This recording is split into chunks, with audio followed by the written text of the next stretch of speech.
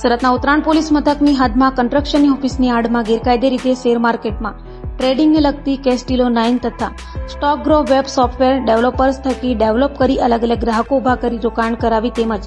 પ્રતિબંધિત bit4.com અને exchange.com પવનએક્સ English 999 જેવી વેબ સોફ્ટવેર દ્વારા ક્રિકેટ, ટેનિસ, ફૂટબોલ પર સટ્ટો રમાડવાની સાથે કસિનો ગેમિંગ રમાડનારાઓને એસઓજીની ટીમે ઝડપી પાડ્યા છે. સુરત પોલીસ કમિશનર અનુપમસિંહ ગેહલોત દ્વારા સુરત શહેર વિસ્તારમાં ચાલતી અલગ અલગ ગેરકાયદેસર પ્રવૃત્તિઓ, શેર માર્કેટ, ટ્રેડિંગ, ગેમિંગ પ્રવૃત્તિઓને વહેલી તકે પકડી પાડી વધુમાં વધુ ગુનાઓ શોધી કાઢવા આપેલી સૂચનાને લઈ સંયુક્ત પોલીસ કમિશનર ક્રાઇમ રાજેન્દ્ર વસ્ત તથા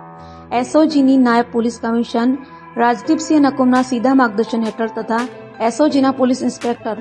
એએસ સોનારાની સૂચના મુજબ એસઓજીના police sub inspector R S Bhatia તેમની ટીમ સાથે સુરત શહેર વિસ્તારમાં પેટ્રોલિંગમાં હતા. તે દરમિયાન અનાર્મ હેડ કોન્સ્ટેબલ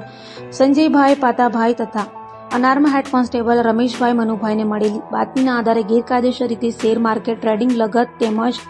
ગેમિંગ લગત ગેરકાયદેસર પ્રવૃત્તિઓનો પર્દાફાશ કરી ગેંગને ઝડપી પાડી હતી. ઝડપાયેલ આરોપીઓ જેમાં નંદલાલ ઉર્ફે નંદો વિઠ્ઠલભાઈ ગેવરિયા, વિશાલ ઉર્ફે વિક્કી મનસુખભાઈ ગેવરિયા, જયદીપ કાનજીભાઈ પીપળિયા, ભાવિન અરવિંદભાઈ હિરપરા, નવની ચતુરભાઈ ગેવરિયા, સાહિલ મુકેશભાઈ સુવાગિયા, ભાવેશ જીણાભાઈ કિહલા અને બકુલ મગનભાઈ તરસરિયાને ઝડપી પાડ્યા હતા. ઝડપાયેલ આરોપીઓ કન્સ્ટ્રક્શનની ઓફિસની આડમાં ગેરકાયદેસર રીતે શેર માર્કેટમાં ટ્રેડિંગને લગતી કેસ્ટિલો 9 તથા stock grow web software developers થકી ડેવલપ કરી અલગ અલગ ગ્રાહકો ઉભા કરી રોકાણ કરાવી તેમજ પ્રતિબંધિત bit4.com અને exchange.com પવનએક્સ ઇંગ્લિશ 999 જેવી વેબ સોફ્ટવેર દ્વારા ક્રિકેટ, ટેનિસ, ફૂટબોલ પર સટ્ટો રમાડવાની સાથે કસિનો ગેમિંગ રમાડતા હતા. તો સ્થળ પરથી જાવેદ ઉર્ફે જેડી અને પરિમલ કાપડિયા ભાગી છૂટતા તેઓને વોન્ટેડ જાહેર કરાયા હતા. એસઓજીની ટીમે સ્થળ પરથી 19 મોબાઈલ, 4 લેપટોપ, 10 લાખની વધુની રકમ, invoice file, paper cutting machine સહિત 17,30,000નો મુદ્દામાલ કબજે કર્યો હતો. जी सर 28 તારીખે એસઓજીની ટીમને એક બાતમી મળી હતી કે મેરિડિયન બિઝનેસ સેન્ટરના રજામણી ચોક મોટા વરાછામાં સનરાઈઝ ડેવલપરની જે ઓફિસ છે એની આડમાં કંઈક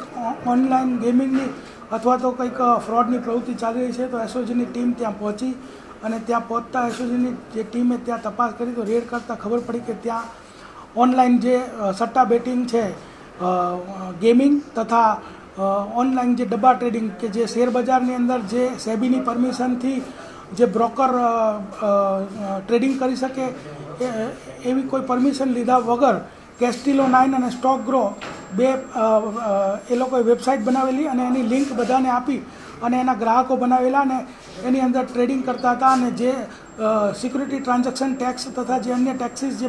ભરવાના થાય તે તથા જે સરકારને જે નફો થાય એનો ટેક્સ જે છે એની ચોરી કરતા હતા. તો આ બધી જ જે રેડની અંદર ત્યાં બે પ્રકારની પ્રવૃત્તિ ચાલતી હતી. એક પ્રવૃત્તિ કે ઓનલાઈન જે સ્ટોક એક્સચેન્જ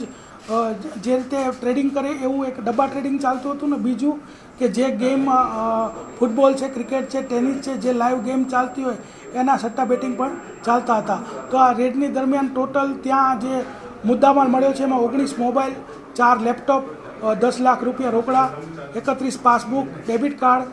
પછી સૌથી મહત્ત્વની વાત એક પેપર કટિંગ મશીન કે કાગળોનું ચૂરો થઈ જાય એટલે કોઈને ખબર જ ન પડે કે કાગળમાં શું લખ્યું હતું. એ ટોટલ 17,30,000નો મુદ્દામાલ ત્યાં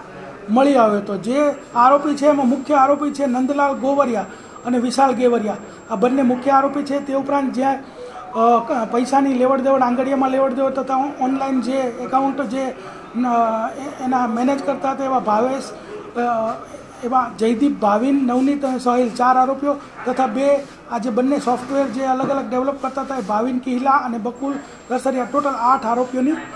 ધરપકડ કરવામાં આવી છે. બોગસ ડોક્યુમેન્ટને લગતી 338 BNS તથા 318 તથા સિક્યુરિટી બોર્ડ એક્સચેન્જ સેબી એક્ટની પણ કલમો આમાં દાખલ કરવામાં આવેલી છે.